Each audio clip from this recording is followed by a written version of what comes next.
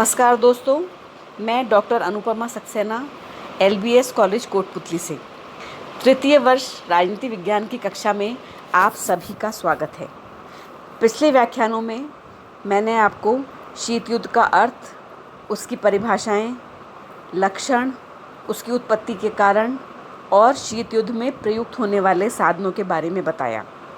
इसके अतिरिक्त शीत युद्ध के विकास के पहले, दूसरे, तीसरे और चौथे चरण की भी चर्चा की। आज के इस व्याख्यान में मैं आपको शीत युद्ध के विकास के 5वें और छठे चरण के बारे में बताऊंगी। साथ ही शीत युद्ध का अंतर्राष्ट्रीय राजनीति पर क्या प्रभाव पड़ा, इसके बारे में भी आपसे चर्चा करूंगी। शीत युद्ध का 5वां चरण, जैसा कि मैंने आपको पहले बताया है, 1963 से 1979 तक माना जाता है। 1962 के बाद शीत युद्ध में शिथिलता आने लगी। शिथिलता के कारण इस युग को तनाव शैथिल्य का युग भी कहा जाता है। इस युग में शीत युद्ध के अंतर्गत शिथिलता लाने वाली जो घटनाएं हुई, उसमें महत्वपूर्ण घटना परमाणु परीक्षण प्रतिबंध संधि को माना जा सकता है। यह संधि 25 जुलाई 1963 को हुई, जिसमें ब्रिटेन सहित दोनों देशों ने मॉस्को में वायुमंडल, बाह्य अंतरिक्ष और समुद्र में अणु परीक्षणों पर प्रतिबंध लगाने वाली संधि पर हस्ताक्षर किए। कैनेडी ने इसे शीत युद्ध की समाप्ति और शांति की दिशा में किए जाने वाले प्रयासों के मार्ग में एक ऐतिहासिक सीमा चिन्ह बताया। परमाणु परीक्षण प्रतिबंध संधि के अतिरिक्त एक अन्य समझौता जिसने शीत युद्ध को कम करने की दिशा में अपनी भूमिका अदा की, वो हॉटलाइन समझौता था। हॉटलाइन समझौता 1963 में किया गया और इस समझौते का उद्देश्य दोनों महाशक्तियों में सीधा संपर्क स्थापित करके भूल अथवा आकस्मिक दुर्घटना से छिड़ने वाले युद्ध के संकट का निवारण करना था। तो हॉटलाइन समझौता भी तनाव शैथिल्य की दिशा में महत्वपूर्ण कदम माना जा सकता है। इसके अलावा परमाणु अप्रसार संधि जो 1968 में हुई और जिस पर सोवियत संघ, अमेरिका और ब्रिटेन ने मिलकर हस्ताक्षर किए, वह भी तनाव शैथिल्य की दिशा में महत्वपूर्ण कही जा सकती है। इस संधि में कहा गया कि परमाणु अस्त्र संपन्न राष्ट्र परमाणु अस्त्रविहीन राष्ट्रों को परमाणु अस्त्र प्राप्त करने में किसी प्रकार की सहायता नहीं देंगी। इनके अलावा मॉस्को बॉन समझौता जो 1970 में हुआ, सोवियत संघ और पश्चिमी जर्मनी के बीच, यह भी तनाव शैथिल्य की दिशा में महत्वपूर्ण था।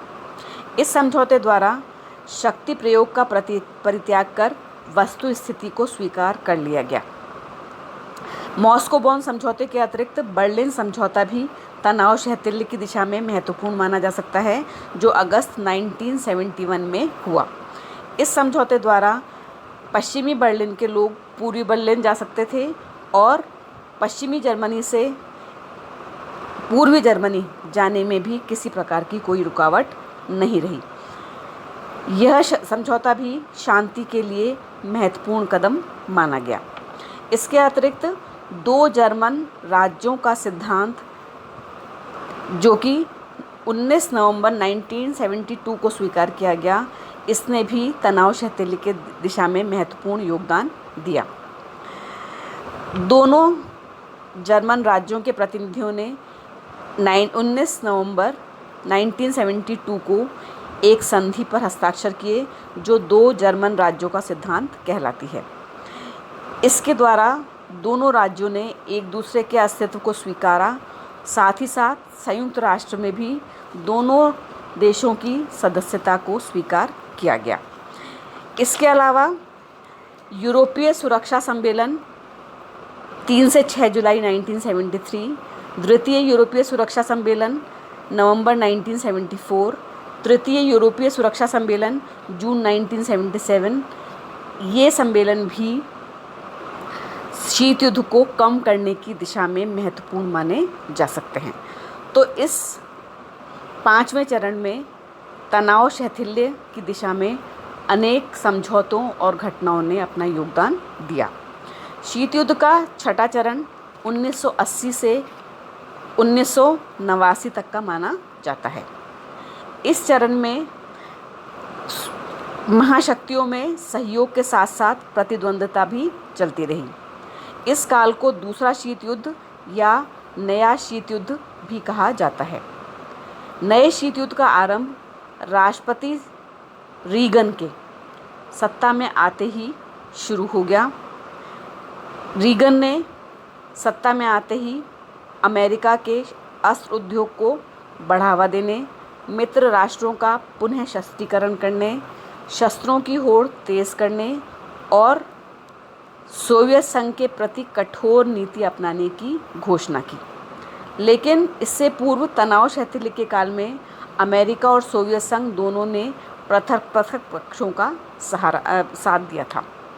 उदाहरणार्थ 1971 में बांग्लादेश की समस्या पर अमेरिका पाकिस्तान के साथ था तो सोवियत संघ भारत के साथ। इसी तरह पश्चिमी एशिया की समस्या के समय अमेरिका इजराइल के साथ था और अरबों के साथ सोवियत संघ। इसी तरह से अंगोला की समस्या हो, इथोपिया की समस्या हो, सोमालिया का विवाद हो, इन सभी समस्याओं में दोनों महाशक्तियों ने अलग अलग पक्षों का साथ दिया। रंग भेद की नीति पर भी दोनों के विचार अलग अलग थे। 1979 में जब सोवियत संघ ने अफ़गानिस्तान में हस्तक्षेप किया तो इसके बाद से शीत युद्ध का नवीनीकरण हो गया। इसके बाद 1983 में दक्षिण कोरिया के विमान को सोवियत संघ द्वारा गिराए जाने, 1986 में अमेरिका द्वारा स्टार वॉर कार्यक्रम शुरू करने, 1987 में सोवियत संघ द्वारा परमाणु परीक्षण करने आदि घटनाओं ने शीत युद्ध में वृद्धि की या शीत युद्ध को बढ़ावा दिया। वर्ष 1991 में कई कारणों से सोवियत संघ का विघटन हो गया, जिसने शीत युद्ध की समाप्ति को चिन्हित किया। शीत युद्ध के अंत के क्या कारण थे, इससे संबंधित आपका एक अलग अध्याय है जिसकी चर्चा मैं आपके साथ बाद में करूंगी। अभी सिर्फ इतना जान लेना काफ़ी है कि वर्ष 1991 में सोवियत संघ के विघटन के बाद शीत युद्ध का अंत हो गया। अब बच्चों, एक महत्वपूर्ण प्रश्न जो बचा है वो ये है कि शीत युद्ध ने अंतर्राष्ट्रीय राजनीति पर क्या प्रभाव डाला। तो शीत युद्ध ने सबसे महत्वपूर्ण प्रभाव जो अंतर्राष्ट्रीय राजनीति पर डाला वो ये था कि इसके द्वारा विश्व दो गुटों में विभाजित हो गया। अंतर्राष्ट्रीय समस्याएं शीत युद्ध के कारण अधिक उलझ गईं। इसके अलावा शीत युद्ध ने सैनिक गुटबंदी को प्रोत्साहन दिया। नाटो, सीएटो, वार्सा पैक्ट, जिनके बारे में मैंने आपको पहले बताया, वो इसके उदाहरण हैं। शीत युद्ध के कारण शस्त्रीकरण की प्रवृत्ति को भी प्रोत्साहन मिला और राष्ट्रों ने शस्त्रीकरण में अपार धनराशि का व्यय किया। यह शीत युद्ध का नकारात्मक प्रभाव था। इसके अतिरिक्त शीत युद्ध के कारण निशस्त्रीकरण की समस्या जटिल हो गई, क्योंकि शीत युद्ध में अनेक सैनिक गुटबंदियां की गई थीं। शीत युद्ध ने विश्व में आतंक तथा परस्पर अविश्वास की भावना का भी विकास किया। और सबसे महत्वपूर्ण बात जो कि शीत युद्ध के कारण हुई वो थी कि जो तीसरे विश्व के विकासशील देश थे उनकी भूखमरी, बीमारी, बेरोज़गारी, अशिक्षा, आर्थिक पिछड़ापन, राजनीतिक अस्थिरता आदि अनेक महत्वपूर्ण समस्याओं का निदान शीत युद्ध के कारण संभव नहीं हो सका।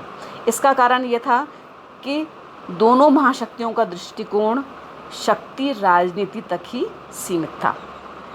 तो इस प्रकार बच्चों, शीत युद्ध ने अंतर्राष्ट्रीय राजनीति को बहुत अधिक मात्रा में प्रभावित किया। तो शीत युद्ध के संबंध में जितना हमें जानना था उसके बारे में मैंने आपको बता दिया। मेरे अगले व्याख्यान का जो टॉपिक होगा वो होगा गुटनिरपेक्षता, जिसके बारे में हम अगले व्याख्यान में जानेंगे। धन्यवाद।